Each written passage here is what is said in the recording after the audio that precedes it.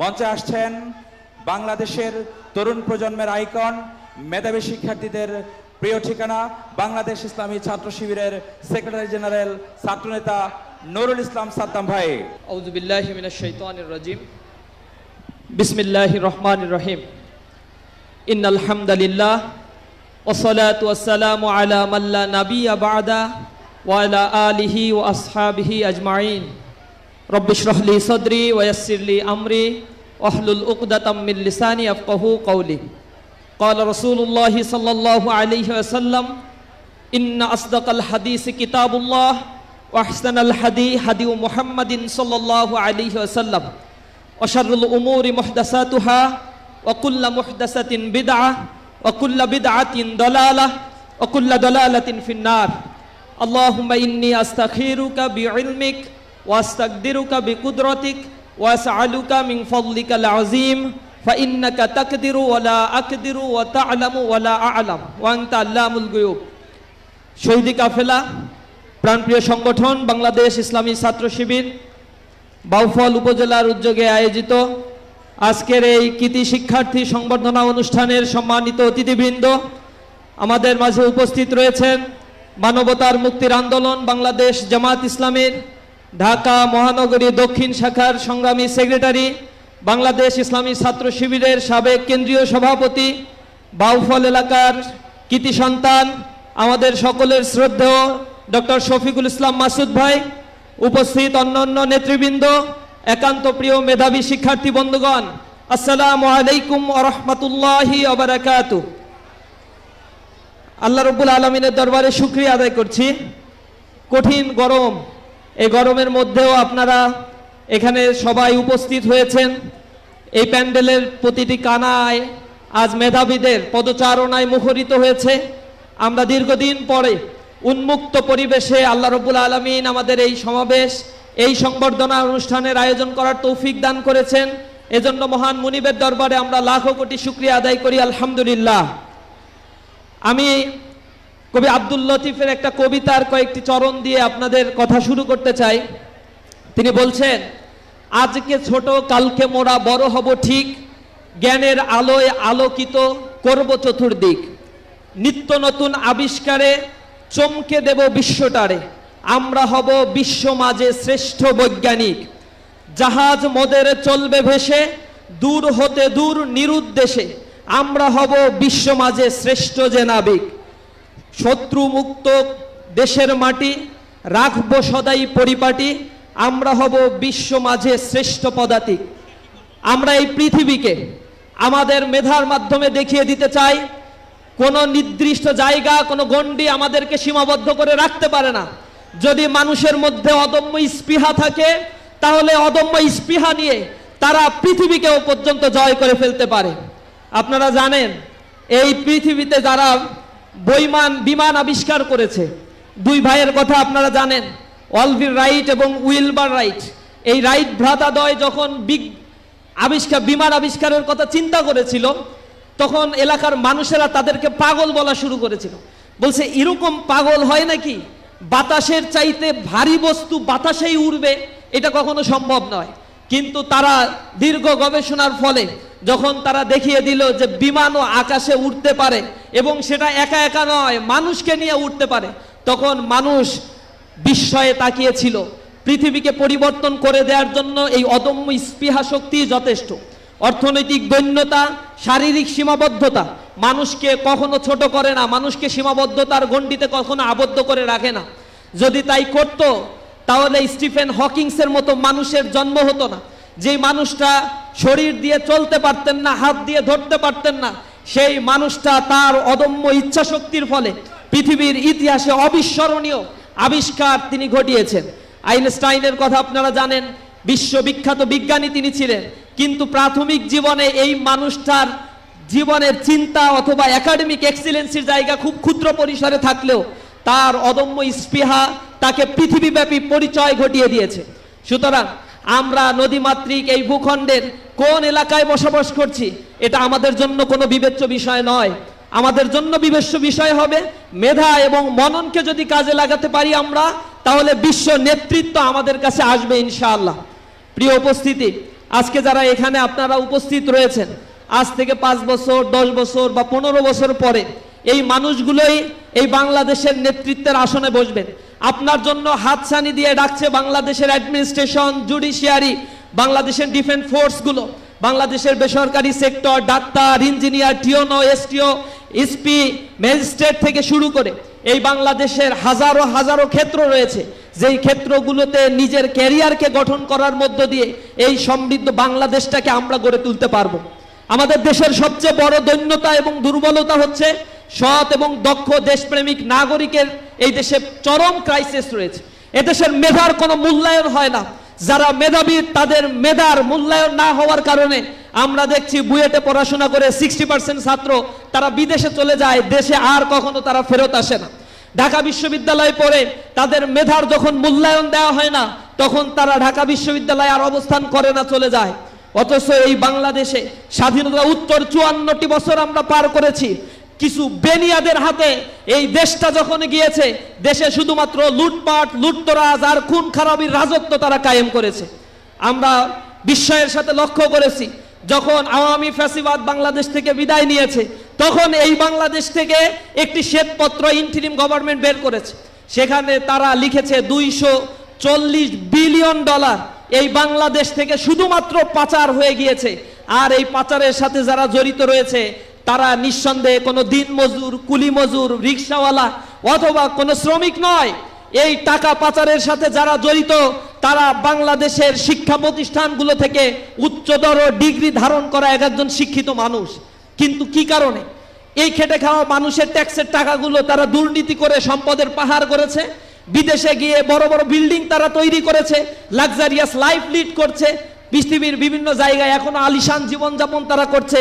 অথচ 9 মাস আগেও এই বাংলাদেশে হাজার হাজার ছাত্র জনতার বুকের উপরে তারা গুলি ছড়ে শহীদ করে দিয়েছিল, তাদের দৃশ্যমান বিচার হয় নাই।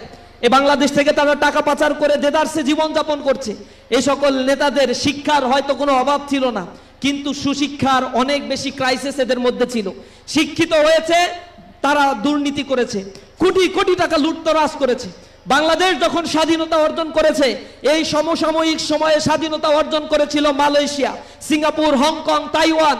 এই লিটল ড্রাগনভুক্ত ইকোনমিক্সের দেশগুলোকে যদি আমরা দেখি, তাহলে আমরা দেখব 50-60 বছরের ব্যবধানে এই কান্ট্রিগুলো এখন ডেভেলপড নেশনে পরিণত হয়েছে, উন্নত দেশে পরিণত হয়েছে।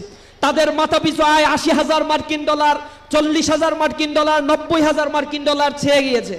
কিন্তু বাংলাদেশের স্বাধীনতা উত্তর 54 বছর পেরিয়ে গেল, 3,000 মার্কিন ডলার এখনো আমাদের মাথাপিছু আয় আমরা পার করতে পারি নাই।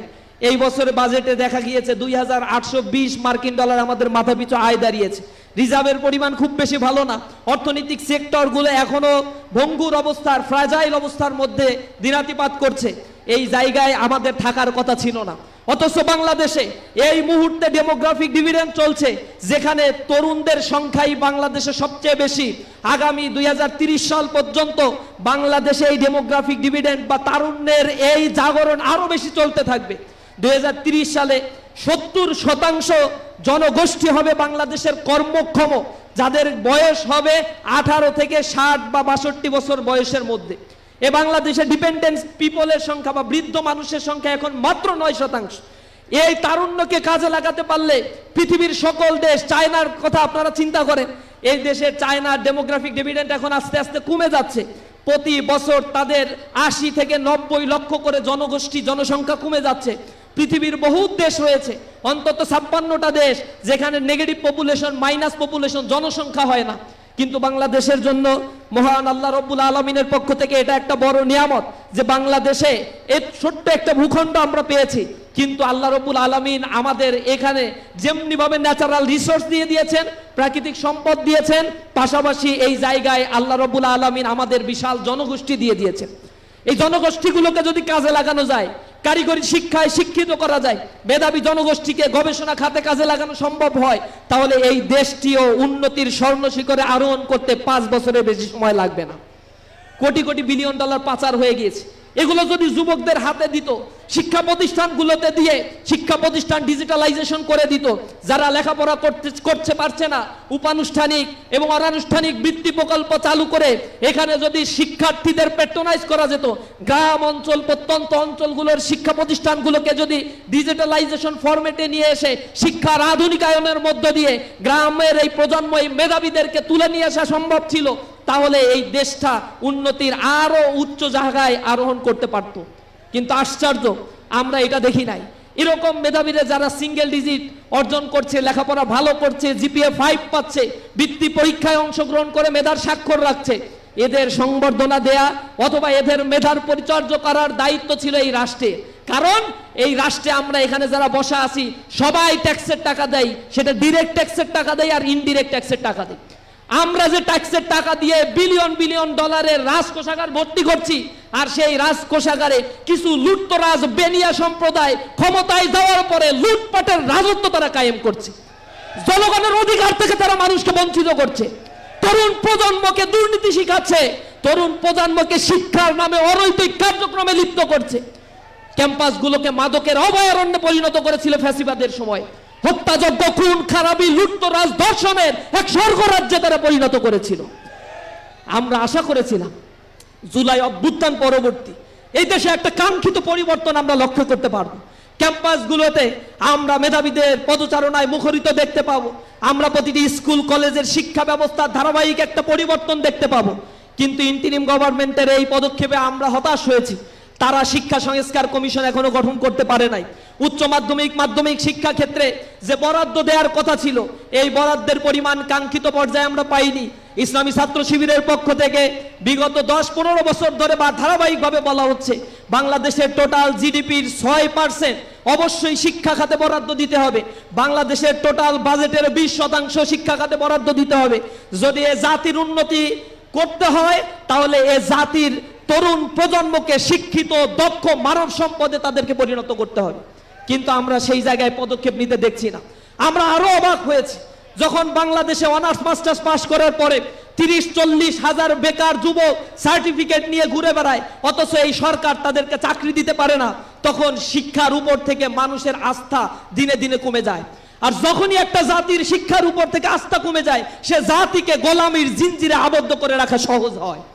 এ বাংলাদেশ সহ এই উপমহাদেশের ইতিহাস যদি বিশ্লেষণ করেন তাহলে আপনারা দেখতে পাবেন এই বঙ্গপ্রদেশে মুসলিম সালতানাতের ইতিহাসের পরে 550 বছর মুসলমান যখন শাসন করেছিল, এই উপমহাদেশের মানুষেরা ছিল বর্বর, শিক্ষিত ছিল না, সভ্যতার নাম বালাই তাদের ভিতরে ছিল না। এরপরে এখানে মুসলমানরা মক্তবের শিক্ষা, স্কুল, প্রাতিষ্ঠানিক শিক্ষা ব্যবস্থা তারা চালু করে এখানে প্রায় 82,000 মক্তব তারা প্রতিষ্ঠা করেছিল, যেখানে হাজার হাজার লক্ষ লক্ষ মানুষ শিক্ষা অর্জন করে সমাজ ব্যবস্থায় তারা অবদান রেখেছিল। কিন্তু ব্রিটিশরা যখন এই অঞ্চলে মুসলমানদের কাছ থেকে দখল করে নিল, এরপরে টানা 100 বছর মক্তবের শিক্ষা তারা ধ্বংস করেছে এবং 100 বছর এই শিক্ষা প্রতিষ্ঠানগুলোকে কোনো পরিচর্যা এবং কোনো শিক্ষার কাঠামো তারা গড়ে তোলে নাই। তারা চেয়েছিল এই বঙ্গপ্রদেশের মানুষগুলোকে তাদের অধীনস্থ কেনা গোলাম আর দাসে পরিণত করতে হবে, এবং তারা সেটাকে সফল হয়েছিল। 1843 সালে তারা যে ম্যাকলে কমিশন গঠন করেছিল, সেই কমিশন গঠন করে যে শিক্ষা ব্যবস্থা আমাদের উপর চাপিয়ে দিয়েছে, সেই শিক্ষা ব্যবস্থার একমাত্র উদ্দেশ্য তাদের মুখ থেকে তারা ডিক্লেয়ার করেছিল যে আমরা ব্রিটিশদের গোলামি করার জন্য কিছু মানুষ তৈরি করতে চাই, যারা গরনে বলনে হবে বাঙালি কিন্তু চিন্তায় মন মস্তিষ্কে হবে তারা হচ্ছে একজন ব্রিটিশ। তারা সেটা করতে সক্ষম হয়েছে। আমরা দেখছি লেখাপড়া করে কোনোভাবে একটা চাকরি চাকর হওয়ার জন্য আমরা পাগল হয়ে যাই, কিন্তু আমাদের পিতামাতা, আমরা নিজেরা উদ্যোক্তা হওয়া, দেশকে গঠন করা, নতুন নতুন আবিষ্কার করা, গবেষণা ক্ষেত্রে বরাদ্দ বৃদ্ধি করা, এই জাতীয় চিন্তা চেতনার মধ্যে আমরা আমাদেরকে নিতে পারি নাই। আর একটা বড় সমস্যা আমাদের শাসক গোষ্ঠী। এই শাসক গোষ্ঠী যেভাবে এদেশের শিক্ষা কারিকুলামকে গড়ে তোলা দরকার ছিল, সব সময় তাবেদারি একটা শিক্ষা ব্যবস্থা দিয়ে ভারতের করদ রাজ্যে পরিণত করার জন্য এক লাঞ্ছিতকর শিক্ষা ব্যবস্থা আমাদের উপর চাপিয়ে দেওয়া হয়েছে। শিক্ষা ব্যবস্থা নিয়ে যখন আমরা কথা বলেছি, আমাদের রাস্তায় রক্ত ঝরেছে, আমার ভাইকে শহীদ করে দেওয়া হয়েছে। মানুষের অধিকারের ব্যাপারে যখন আমরা দারাজ কণ্ঠ দিয়ে রাজপথে প্রতিবাদ গড়ে তুলেছি, তখন আমাদেরকে হত্যা করা হয়েছে, গুম করা হয়েছে, এ দেশ থেকে আমাদেরকে নিষিদ্ধ করে তারা মনে করেছিল তাদের অধীনস্থ একটা গোলামির জিঞ্জিরে এ দেশের মানুষকে তারা আবদ্ধ করতে পারবে। কিন্তু মানুষ জেগে উঠেছে, তাদের গোলামির জিঞ্জিরে আবদ্ধ না হয়ে বাংলাদেশ থেকে তাদেরকে বিতাড়িত করেছে। এটা লজ্জাস্কর একটা পতন হয়েছে। আর এই পতন কোনো বৃদ্ধ মানুষের দ্বারা হয় নাই, এই পতনের নেতৃত্ব দিয়েছে তরুণ ছাত্র যুবকেরা, যাদের ডাকে সাড়া দিয়ে এদেশের আপামর জনতা রাস্তায় নেমে এসে এক গণ বিপ্লব, এক গণ বিস্ফোরণ ঘটিয়ে এদেশের প্রধানমন্ত্রী, রাষ্ট্রের সর্বোচ্চ ব্যক্তি থেকে শুরু করে ইউনিয়ন পর্যায়ে এবং আপনারা দেখবেন বাইতুল মোকাররমের একজন ইমাম পর্যন্ত এদেশে থাকা নিরাপত্তা মনে করছে না, করে নাই। কারণ তারা যে অপকর্মগুলো করেছে তাতে তাদের মুখ নাই এই বাংলাদেশের মানুষের কাছে, আর তারা থাকবে। তাদেরকে বিতাড়িত করা হয়েছে। এমন একটা দেশ আমরা তো চাই নাই। এই দেশের মানুষগুলো এদেশের মাটিকে ভালোবাসে না। ইসলামী ছাত্র শিবির তার জনগোষ্ঠীকে শিখায় একটি সমৃদ্ধ বাংলাদেশকে আমরা যদি গড়ে তুলতে চাই তাহলে সৎ, দক্ষ এবং দেশপ্রেমিক নাগরিক তৈরি করতে হবে, যেই মানুষগুলো মানুষের সুখে দুঃখে তাদের পাশে গিয়ে দাঁড়াবে, মানুষের মতো মানুষ হবে। আমরা একটা কবিতা ছোটবেলায় পড়েছিলাম, আপনারাও পড়েছেন, আমাদের দেশে হবে সেই ছেলে কবে, কথায় না বড় হয়ে কাজে বড় হবে, মুখে হাসি বুকে বলতে যে ভরা মন, মানুষ হইতে হবে এই যার পর। এই মানুষ হওয়ার ক্রাইসিসটা আজ থেকে আরো শত শত বছর আগের ঘটনা। মানুষের মতো মানুষ হচ্ছি না, আমরা পশুতে পরিণত হয়ে যাচ্ছি। জনসংখ্যা আমাদের দেশে বাড়ছে, মনুষ্যত্ববিহীন কিছু জনগোষ্ঠী আমরা তৈরি করতে পারছি। শিক্ষায় শিক্ষিত হচ্ছে, সুশিক্ষায় শিক্ষিত হচ্ছে না, ইথিক্স নাই, মোরালিটি নাই। এ কারণে শিক্ষা ব্যবস্থায় আমরা দেখছি শিক্ষা প্রতিষ্ঠানগুলোতে আমাদের বোনেরা নিরাপত্তার সাথে শিক্ষা ব্যবস্থায় থাকতে পারছে না। স্বয়ং বিশ্ববিদ্যালয়ে প্রধান যিনি থাকেন অথবা শিক্ষক যিনি থাকেন তাদের দ্বারা এদেশের নারীরা লাঞ্ছিত হচ্ছে। আমরা আরো আশ্চর্য হয়েছি আমরা যখন দেখেছি এই দেশের শিক্ষা প্রতিষ্ঠানগুলোতে ছাত্ররা যখন ভিন্ন মতের চর্চাগুলো করে তখন তাদেরকে পিটিয়ে পিটিয়ে হত্যা করা হয়েছে। আবরারের মতো মেধাবী শিক্ষার্থীকে তারা রাতের বেলায় পিটিয়ে হত্যা করে এ দেশে এক কলঙ্কজনক অধ্যায় তারা রচনা করেছিল। আমরা ভালো মানুষ দেখতে পাইনি। এ কারণে মানুষের ব্যাপারে আমরা বলে থাকি, আপনারা জানেন যে আমরা বলি যে তুই মানুষের মতো মানুষ হ। এটা কেন বলে? গরু ছাগলের ক্ষেত্রে কেউ বলে না তুই গরুর মতো গরু হ, ছাগলের মতো ছাগল হ। কারণ গরু ছাগল প্রাণীর যা করা দরকার তারা ঠিক সেই কাজটা করে, কিন্তু মানুষই হচ্ছে একটা প্রাণী যে তার যা করা দরকার সেই কাজটা তারা করে না। এজন্য তাকে শিক্ষিত হতে হয়, তাদের একাডেমিক্যালি এক্সিলেন্সি হতে হয়, পারিবারিক শিক্ষায় শিক্ষিত হতে হয়, মানুষের সাথে মিশে ব্যবহার বিধি শিখতে হয়। আমরা আমাদের শিক্ষা ব্যবস্থার ক্ষেত্রে এই জিনিসটা ইথিক্স এবং মোরালিটির অনেক বেশি গ্যাপ দেখেছি, যার ফলশ্রুতিতে আমরা অবাক হয়ে দেখি ইউনিভার্সিটি থেকে পাশ করে এই দেশে দুর্নীতির সাথে জড়িত হচ্ছে। এদেশের ডিসিএসপি ম্যাজিস্ট্রেট যারা হচ্ছে তাদের নামে বিলিয়ন বিলিয়ন ডলার পাচার করার অভিযোগ রয়েছে। এই দেশের আমরা বড় বড় প্রতিষ্ঠানগুলোতে যখন যাই, জুডিশিয়ারিতে বলেন, অ্যাডমিনিস্ট্রেশনে বলেন, এই জায়গাগুলোতে কাউকে চাকরি করতে গেলে 20 লক্ষ 30 লক্ষ টাকা একটা কনস্টেবলের চাকরিতে পর্যন্ত ঘুষ দিতে হয়। আমরা অবাক হয়ে যাই। লেখাপড়া করে এ দেশের জন্য মানুষেরা চাকরি করবে, সার্ভিস দিবে, তাকে ঢোকার আগেই যদি দুর্নীতিগ্রস্ত অবস্থায় তাকে ঢুকতে হয় তাহলে এই সার্ভিসে ঢোকার পরে তো সে ওই দুর্নীতিটা করবেই। সুতরাং এই বাংলাদেশে যারা চাকরি করে তাদের একমাত্র ধান্দা আর চিন্তা ভাবনাই থাকে আমি যে 20 লাখ দিয়ে ঢুকছি এই 20 লাখ কিভাবে আগে উসুল করব। ওই উসুল করার চিন্তা ভাবনা থেকে তার নৈতিকতা এবং মেধাকে তারা বিপর্যস্ত করে ফেলে। এরপরে তারা বলে ঘুষ খাবো নাকি ঘাস খাবো, ঘুষ না খাইলে তুমি কি আমারে টাকা দিবা এসে, আমি আলিশান ভাবে চলবো কিভাবে, এত লেখাপড়া করছি এত খরচ করছি। মোরালিটি তারা বিসর্জন দিয়ে ফেলে। প্রিয় উপস্থিতি বন্ধুরা, তোমরা আজকে যারা এখানে রয়েছো, আগামী দিনে তোমরা এই বাংলাদেশের ভবিষ্যৎ। তোমরা যদি এই বাংলাদেশকে গড়ে তুলতে চাও মেধা নৈতিকতার এক মেলবন্ধনে এই সমাজ ব্যবস্থাকে গড়ার এক তীব্র সংকল্প বুকে ধারণ করে তোমাদেরকে চলতে হবে। সেটা যদি তোমরা না পারো তাহলে মনে রাখো জীবনে অনেক বড় হয়ে হয়তো অনেক টাকা ইনকাম করতে পারবা, কিন্তু যে টাকা দিয়ে যে সম্পদ তুমি গড়ে তুলবা, যে পোশাক তুমি পরবা, এইগুলো পোশাক নয়, এগুলো ঘাম ঝরানো মানুষের ঘৃণা আর সেই মৃত মানুষগুলোর রক্তের সাথে বেইমানি করা ছাড়া আর কিছুই না। আমরা তোমাদের কাছে আহ্বান জানাই সুন্দর একটি বাংলাদেশ গড়ার জন্য আজ থেকে লাল সবুজের এই বাংলাদেশের সার্বভৌমত্বকে আমরা অন করব। ইসলামী ছাত্র শিবির তার প্রতিষ্ঠা লগ্ন থেকে এ দেশকে গড়ে তোলার জন্য এক একজন তরুণ যুবককে তৈরি করেছে, যাদের ব্যাপারে ব্লেম দেওয়া হয় টাকনুগিরার উপরে প্যান্ট পরে, এটা হচ্ছে শিবির করে, 5 ওয়াক্ত নামাজ পড়ে, এটা হচ্ছে শিবির করে, হক কথা বলে, এটা হচ্ছে শিবির করে, ঘুষ খায় না, এটা হচ্ছে ছাত্র শিবির করে, দুর্নীতি করে না, এটা হচ্ছে ছাত্র শিবির করত। বিগত সময় এইভাবে ট্যাগ দিয়ে দিয়ে প্রত্যেকটা সেক্টর থেকে সব সৎ অফিসারগুলোকে অপসারণ করা হয়েছে। এটা একটা ব্র্যান্ড হয়ে গিয়েছে। দুর্নীতি করবে না, সুদ খাবে না, ঘুষ খাবে না, জেনা করবে না, ব্যভিচার করবে না, পরিবারের পিতামাতার প্রতি সম্মান প্রদর্শন করবে, আত্মীয় স্বজনের হক আদায় করবে, তাহলে এই মানুষগুলো ইসলামী ছাত্র শিবির করে। হ্যাঁ, আমরাও বলি আমাদের কার্যক্রমটাই হচ্ছে এইটা। আমাদেরকে অনেকেই বলে তোমরা তো রাজনীতি করো, তোমাদের এইখানে ছাত্রদের দিলে সমস্যায় পড়ে যাব।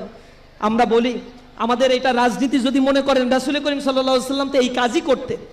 We call you the rules of Islam, the way of Islam, the guidance of Islam. If this means politics to you, then this is our politics. Absolutely, this is our politics.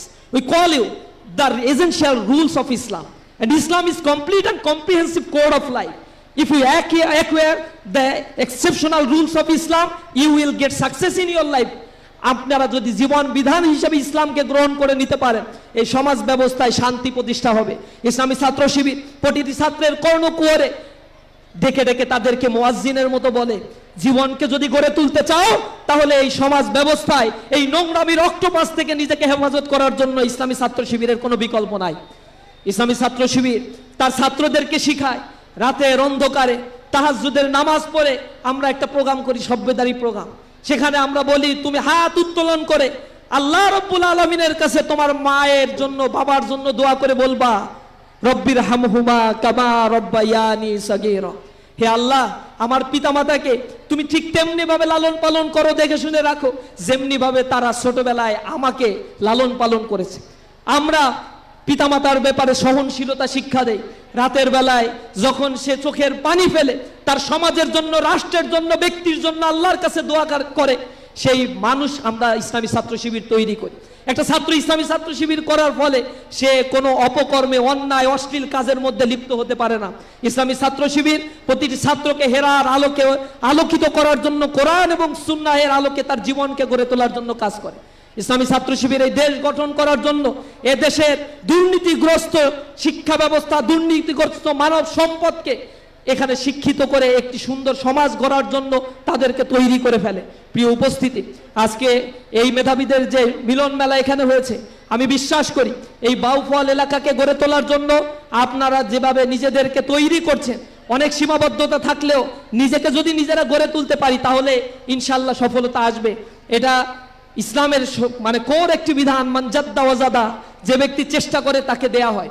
এজন্য অদম্য স্পৃহা নিজের মধ্যে লালন করতে হবে। আমি প্রায় একটা গল্প বলি। একবার সক্রেটিস একটা প্রোগ্রামে বক্তব্য রাখছে, এরকম একটা মেধাবীদের এক সম্মেলনে বক্তব্য রাখছে। বক্তব্য রাখার পরে একটা ছেলে তার বক্তব্যে উদ্ভাসিত, খুব চমৎকৃত হয়ে সে বক্তব্য শেষে সক্রেটিসের সাথে গিয়ে দেখা করছে। দেখা করে বলছে, uncle, can you tell me how can I acquire success in my life? আমি আমার জীবনে কিভাবে সফলতা অর্জন করতে পারি, আমাকে কি আপনি বলতে পারেন? তখন সক্রেটিস তাকে কোনো কথা না বলে সে বলেছিল যে তুমি পরের দিন নদীর পাশে আমার সাথে বিকেলবেলা দেখা করবা, তোমার জন্য আমি ওয়েট করব, সেখানে আমি তোমাকে বলবো জীবনে কিভাবে সফলতা অর্জন করতে হয়। তো ছেলেটি সক্রেটিসের সাথে দেখা করার জন্য ইনটিন করে, বাবরি কাটা চুল, ফর্সা চেহারা, সে ইনটিন করে চলে গেছে নদীর পারে। সক্রেটিস তার আগে সেখানে গিয়ে বসে আছে, দাঁড়ায় আছে। সক্রেটিসের সাথে যখন ছেলেটার দেখা হলো, সক্রেটিস কোনো কথাবার্তা না বলে ছেলের ঘাড়ে হাত দিল। ঘাড়ে হাত দিয়ে হাঁটতে হাঁটতে হাঁটতে হাঁটতে নদীর ভিতরে হাঁটা শুরু করলো। ছেলেটা তো অবাক হয়ে গেল, কোনো কথা বলছে না, নদীর ভিতরে নিয়ে যাচ্ছে। ছেলেটা আবার চিন্তা করলো সম্ভবত আমার পা একটু ঠান্ডা করে মাথায় আমাকে কিছু হয়তো পরামর্শ দিবে, কিন্তু কোনো কথা নাই। বুক সমান পানির মধ্যে যখন চলে গেল দুইজন, সক্রেটিস হঠাৎ করে সেই ছেলেটার পেছনের বাবরি কাটা চুল ধরে পানির মধ্যে চুবাই ধরলো তাকে।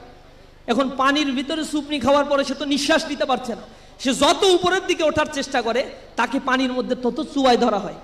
একটা পর্যায়ে সে হাঁসফাঁস করছে, যখন নিঃশ্বাস নিতে পারছে না, উপরে ওঠার চেষ্টা করছে। সক্রেটিস দেখলো আর কিছু সময় যাতে যদি তাকে রাখি তাহলে তার সাবলীলা সাঙ্গ মারা যেতে পারে। এরপরে তাকে উঠালো। উঠানোর পরে ছেলেটা হাঁপাচ্ছে, প্রচুর পরিমাণে হাঁপাচ্ছে। তখন সক্রেটিস তাকে বলল, বাবা, তুমি পানির মধ্যে এতক্ষণ পর্যন্ত আকুলভাবে কি প্রার্থনা করছিলে?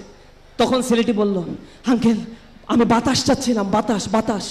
সক্রেটিস তাকে বলল যে তোমাকে যদি বাতাস না দিয়ে অনেক সোনা দানা দেয়া হতো। বুঝছে, না না না, সোনা দানা দিয়ে কি করবো, আমি তো না বাঁচলে সোনা দানা দিয়ে কি করবো।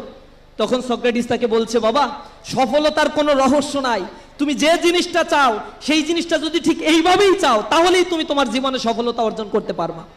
সুতরাং আমরা এখানে যারা এখানে বসাস, এই মেধাবী শিক্ষার্থীদের একটা আইকনিক টার্গেট ঠিক করতে হবে। টার্গেট এমন যেন না হয় সকালে এক টার্গেট, দুপুরে আর এক টার্গেট, রাত্রি এক টার্গেট, ঘুমানোর সময় আর এক টার্গেট। সকালে দেখলাম এসপি হইতে ভালো লাগে, হ্যাঁ পুলিশের চাকরি করুক। দুপুরের বেলায় যে না এসপি তো অনেক পড়াশোনা, ওটার চাইতে ডাক্তার হওয়া ভালো। ডাক্তারের যখন বায়োলজি বই খুলে বসে তখন দেখেন মাজা ভন ভন ভন ভন করে, না না ইঞ্জিনিয়ার হব।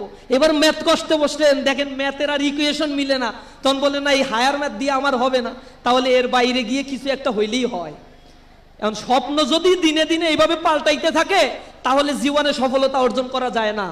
নেপোলিয়ান বোনাপার্টের ইতিহাস আপনারা পড়েছেন, তাকে ফরাসি বিপ্লবের শিশু বলা হয়।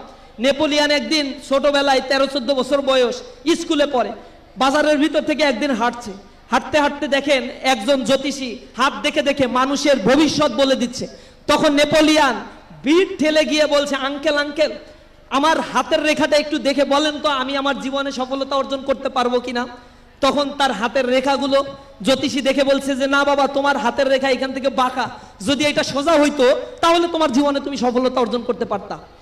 তখন সে ওইখান থেকে বের হয়ে গিয়ে কাছে কিছু টাকা ছিল, সেটা দিয়ে একটা ব্লেড কিনে এরপরে হাতের রেখা ধরে টেনে সোজা বানায় ফেলছে। এরপরে ফিনকি দিয়ে যখন রক্ত বের হচ্ছে আর এক আঙুল দিয়ে এটা থাম দিয়ে এখানে ঠেসে ধরে তারপরে আবার সেই জ্যোতিষীর কাছে গেছে, ভিড় ঠেলে গিয়ে বলছে, আঙ্কেল আঙ্কেল বলেন তো এইবার আমি আমার জীবনে সফলতা অর্জন করতে পারবো কিনা। তখন জ্যোতিষী তার এই দৃশ্য দেখে অবাক নয়নে তাকিয়ে বলছে যে বাবা, জীবনে তুমি সফল, তোমার রেখা তোমাকে করবে কিনা আমি জানি না, তোমার ভিতরে যে অদম্য স্পৃহা আমি দেখেছি, নিঃসন্দেহে তুমি তোমার জীবনে সফলতা অর্জন করতে পারবা।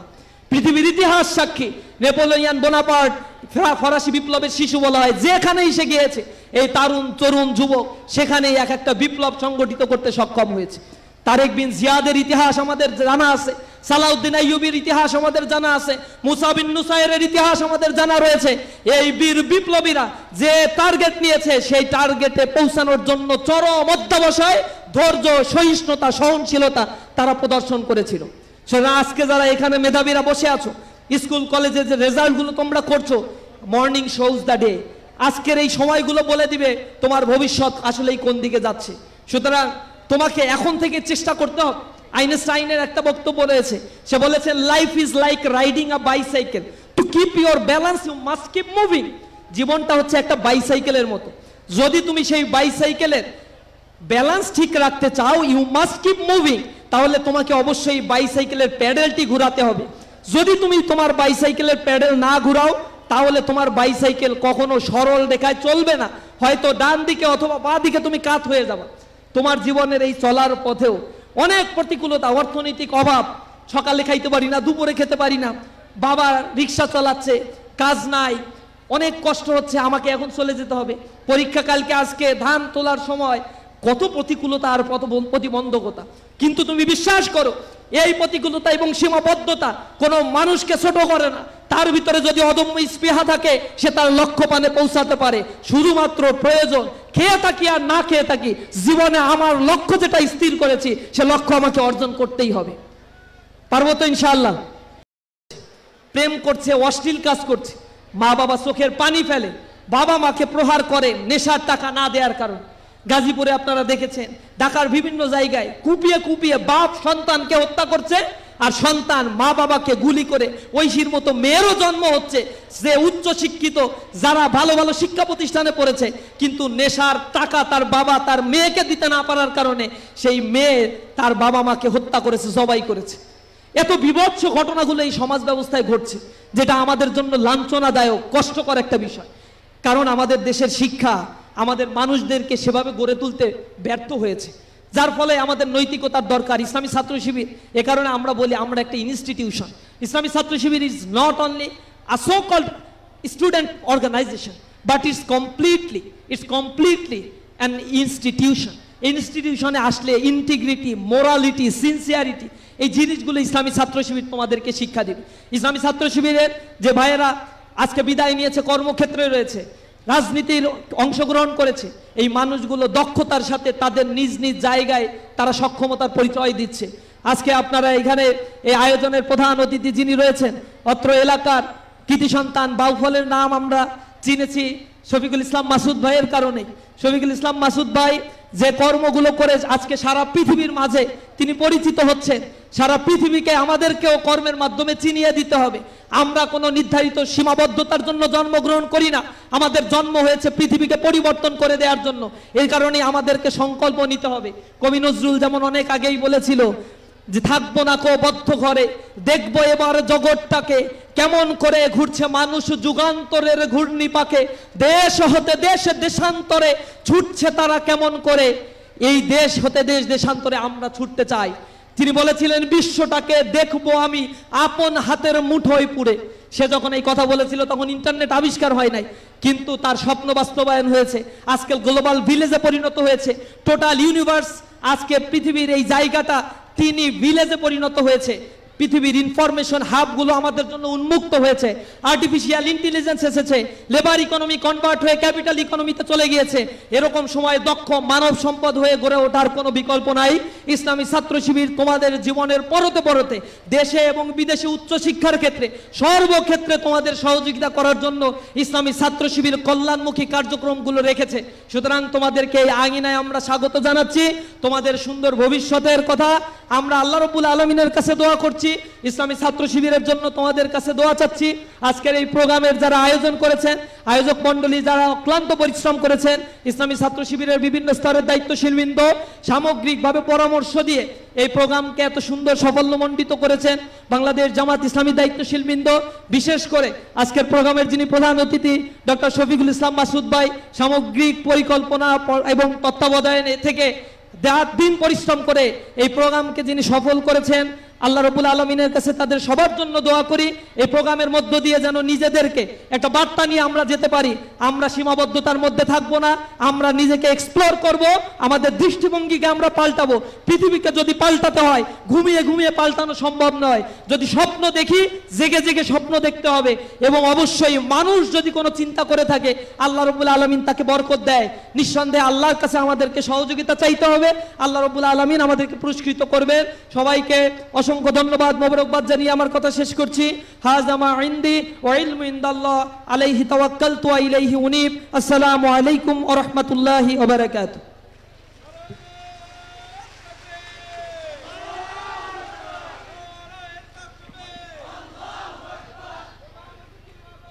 আসসালামু আলাইকুম ওয়া রাহমাতুল্লাহি ওয়া বারাকাতুহু। দেখি সবাই একটু হাত তুলি তো, সবাই সবাই ঠিক আছি আমরা? সবাই একটু আলহামদুলিল্লাহ বলে, আলহামদুলিল্লাহ। আর একবার বলে আলহামদুলিল্লাহ। আর একবার। যদি আজকে বেশি বৃষ্টি হইতো তাহলে তো আমাদের মন খারাপ থাকতো। তা বৃষ্টির চেয়ে একটু গরম আছে, তাও তো আমরা থাকতে পারতেছি। আমরা খালি আল্লাহ